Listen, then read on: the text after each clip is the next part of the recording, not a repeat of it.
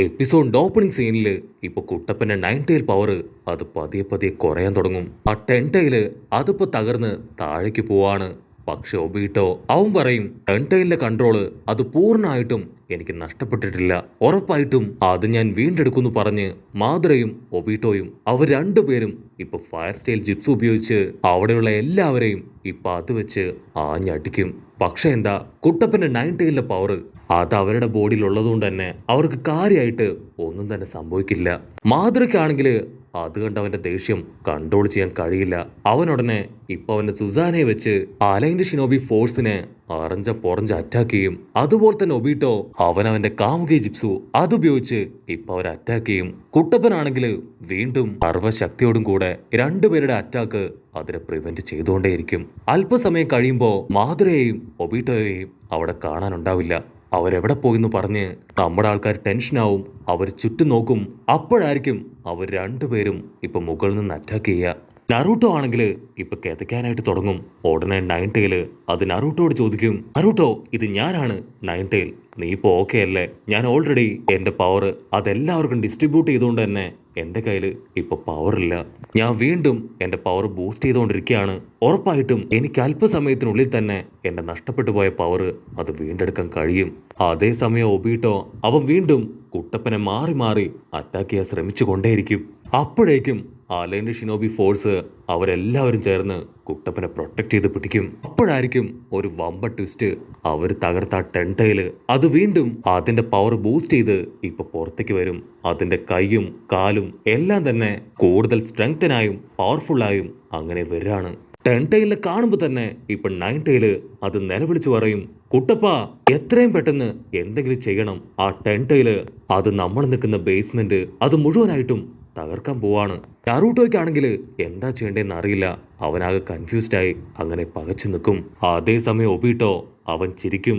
Obito പറയും, നീ ഞാനും ആ ടെൻ ടൈലുമായിട്ടുള്ള കണക്ഷൻ അത് കട്ട് ചെയ്ത് വിട്ടില്ലേ, ഇനി ഞങ്ങളെ കൊണ്ട് അതിനെ കൺട്രോൾ ചെയ്യാനാവില്ല. ടെൻ ടൈൽ ആണെങ്കിൽ അതിന്റെ ഫുൾ പവറിൽ അങ്ങനെ കൊലവിളി നടത്തും. അതിനുശേഷം അവർ നിൽക്കുന്ന ബേസ്മെന്റ് അതിപ്പോ കുറേശ്ശെ ആയിട്ട് അത് തകർക്കാനായിട്ട് ആരംഭിക്കും. മാതുരയാണെങ്കിൽ അത് കണ്ട് അടുത്ത സെക്കൻഡില് അവന്റെ സുസാനെ ഉപയോഗിച്ച് അവനെ പ്രൊട്ടക്ട് ചെയ്യും. കാക്കാഷിക്ക് മനസ്സിലാവും എന്റെ മുൻപിൽ വേറെ വഴിയില്ല, എത്രയും പെട്ടെന്ന് കാമുകി ചിപ്സു അതുപയോഗിച്ച് ഈ ടെൻ ടൈലിനെ അബ്സോർബ് ചെയ്തെടുക്കണം, അല്ലെങ്കിൽ വലിയ അപകടമാണ്. പക്ഷെ അപ്പോഴേക്കും ഒബീട്ടോ അവൻ ചാടി വന്ന് കാക്കാഷി മാസ്റ്റർ പിടിച്ചു മാറ്റും. അതിനുശേഷം ഒബീട്ടോയും കാക്കാഷിയും അവർ രണ്ടുപേരും ഒരിഞ്ഞ അട്ടിയിട്ടി ബഹളം. ഇവിടെ ടെൻ ടൈല് അത് ഒരുപാട് ഉച്ചത്തിൽ നിലവിളിച്ച് അതിന്റെ പവർ അത് മിനിറ്റ് വെച്ച് റിലീസ് ചെയ്തുകൊണ്ടേയിരിക്കും. ആ ഒരു പവറിൽ ആ ഒരു സ്ഥലത്തിന്റെ പകുതി ഭാഗം അങ്ങനെ തകർന്ന് തരിപ്പണാവും. ഇവിടെ നയൻ ടൈല് അതാണെങ്കിൽ അതിന്റെ ഫുൾ പവറും എടുത്ത് ജനങ്ങളെ മുഴുവൻ പ്രൊട്ടക്ട് ചെയ്ത് പിടിക്കും. പക്ഷെ എന്താ, ആ ഒരു അറ്റാക്കില് കുട്ടപ്പന് ഒരുപാട് പരുക്ക് പറ്റും. ചോര തുളുമ്പി അവൻ അങ്ങനെ വീണ് കിടക്കുകയാണ്. പക്ഷെ വീണ്ടും അവൻ സർവ്വശക്തി എടുത്ത് ചാടി എഴുന്നേക്കും. അതിനുശേഷം അവന്റെ സേജ് മോഡിലേക്ക് പോകും. അവിടുന്ന് അങ്ങനെ ബ്ലാക്ക് ഔട്ട് ചെയ്ത് ഇപ്പൊ ആ ടെൻ ടൈലിനെ കാണിക്കും. അതാണെങ്കിൽ അതിന്റെ അടുത്ത ഫോർമേഷനിലേക്ക് പോവും. അതിന്റെ ബോഡി ആണെങ്കിൽ നെക്സ്റ്റ് ലെവലിലേക്ക് പോകും തോറും ബൾജ് ആയിക്കൊണ്ടേയിരിക്കും. ഇവിടെ എല്ലാവർക്കും കുട്ടപ്പം കൊടുത്ത ആ ഒരു നയൻ ടൈലിന്റെ പവർ അതങ്ങനെ പതിയെ പതിയെ ഇല്ലാതാവും. അത് കണ്ട് മാതൃ ചിരിക്കും. മാതൃ പറയും, ഹേയ് നറൂട്ടോ, നിന്റെ പവർ അത് ഇത്രയും പെട്ടെന്ന് കുറയുമെന്ന് ഞാൻ പ്രതീക്ഷിച്ചില്ല. ഇനി എന്റെ ഊഴാണെന്ന് പറഞ്ഞ് അവൻ അറ്റാക്ക് ചെയ്യാൻ തയ്യാറാവുമ്പോഴേക്കും ഹിനട്ട അവളും അവളുടെ ഫോഴ്സും ഒരു പ്രത്യേക ഫോർമേഷനിൽ അങ്ങനെ നിൽക്കും. അവളുടെ തൊട്ടുപിറകെ ഇപ്പൊ സാക്കുറ അവൾ ചാടി വീണ് നറൂട്ടോയുടെ ബോഡിയിലെ പരുക്കുകള് അത് പതിയെ പതിയെ ഹീൽ ചെയ്യാനായിട്ട് ആരംഭിക്കും. കട്ട് ചെയ്ത കാക്കാഷിയും ഒബീട്ടോയും അവർ രണ്ടുപേരും ഇപ്പൊ മറ്റൊരു ഡയമെൻഷനിലെത്തും. അവിടെ എത്തിയ ഉടനെ തന്നെ കാക്കാഷി അവൻ ലൈറ്റിംഗ് ബ്ലേഡുമായിട്ട് ഒബീട്ടോയെ അറ്റാക്ക് ചെയ്യാനായിട്ട് അങ്ങനെ പാഞ്ഞടുക്കും. പക്ഷെ കാക്കാഷി മാസ്റ്റർ ആൾ ഒബീട്ടോയുടെ ക്ലോസ് എത്തും. പക്ഷെ അവൻ അടിക്കില്ല. ഒബീട്ടോ ചോദിക്കും, എന്തു പറ്റി, ഇപ്പോഴും നിനക്കെന്നെ കൊല്ലാൻ കഴിയുന്നില്ലല്ലേ? ഒരുപാട് തവണയായി നീ എന്നെ കൊല്ലാൻ ശ്രമിക്കുന്നു, പക്ഷെ ഇതുവരെ നീ അത് ചെയ്തിട്ടില്ല. ഒബീട്ടോ ഫുൾ കലിപ്പില് അവനോട് പറയും, നീ എനിക്ക് തന്ന വാക്ക് അത് നീ പാലിച്ചില്ല. എനിക്ക് ഏറ്റവും പ്രിയപ്പെട്ടവളായ റിന്നിനെ, അവളുടെ ജീവൻ അത് നീ പ്രൊട്ടക്റ്റ് ചെയ്തില്ല. എന്നെ കൊണ്ട് ഒരിക്കലും അത് ക്ഷമിക്കാനാവില്ല. എനിക്കിപ്പോഴും ഒരു മാറ്റവും ഇല്ല. ഞാൻ ആ പഴയ ഒബീട്ടോ തന്നെയാണ്. കാക്കാഷി ഉടനെ അവന്റെ കാല് പിടിച്ച് കെഞ്ചും, ദയവ് ചെയ്ത് നീ ഇതൊക്കെ സ്റ്റോപ്പ് ചെയ്യണം. അതിനൊബീട്ടോ അവൻ കാക്കാഷിയെ പോയിന്റ് ചെയ്യും, നിന്റെ ഏറ്റവും വലിയ ആഗ്രഹം ഒരു ഹൊക്കാഗെയായി മാറണം എന്നല്ലേ? നിന്നെപ്പോലെ തന്നെയാണ് ആ നറൂട്ടോയും. അവന്റെ ആഗ്രഹം ഒരു ഹൊക്കാഗെയായി മാറണം എന്ന് തന്നെയാണ്.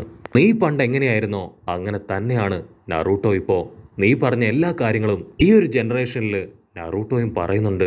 അതിന് ഒബീട്ടോ അവൻ ഗെൻജിപ്സു ക്രിയേറ്റ് ചെയ്ത് കാക്കാഷിയുടെ ലൈറ്റ്നിങ് ബ്ലേഡിലേക്ക് അങ്ങനെ കയറി വരും. അതിനുശേഷം അവനിപ്പോ കാക്കാഷിക്ക് സാക്ഷാൽ റിന്നിനെ തന്നെ ഒരു സെക്കൻഡ് കാണിച്ചു കൊടുക്കും. ഒബീട്ടോ പറയും, എനിക്കറിയാം നീ അല്ല റിന്നിനെ കൊന്നതെന്ന്. അന്ന് നടന്ന എല്ലാ കാര്യങ്ങളും എനിക്ക് കറക്റ്റ് ആയിട്ട് അറിയാം. റിന്നിനെ മിസ്റ്റ് വില്ലേജുകാര് തട്ടിക്കൊണ്ടുപോകാൻ ശ്രമിച്ചു. അവരുടെ വില്ലേജിലെ ആ തേർഡ് ടെയിലിനെ അവളുടെ ബോഡിയിൽ വെച്ച് സീല് ചെയ്യാനായിട്ട്.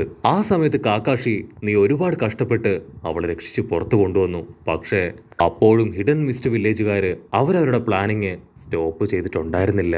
അത് കേട്ട് കാക്കാഷി അവൻ ഷോക്കാവും. കാക്കാഷി ചോദിക്കും, ഇതൊക്കെ നിനക്കെങ്ങനെ ഇത്ര കറക്റ്റ് ആയിട്ട് അറിയാം? അപ്പൊ അവിടുന്ന് അങ്ങനെ ബ്ലാക്ക് ഔട്ട് ചെയ്ത് ആ ഫ്ലാഷ് ബാക്ക് കാണിക്കും.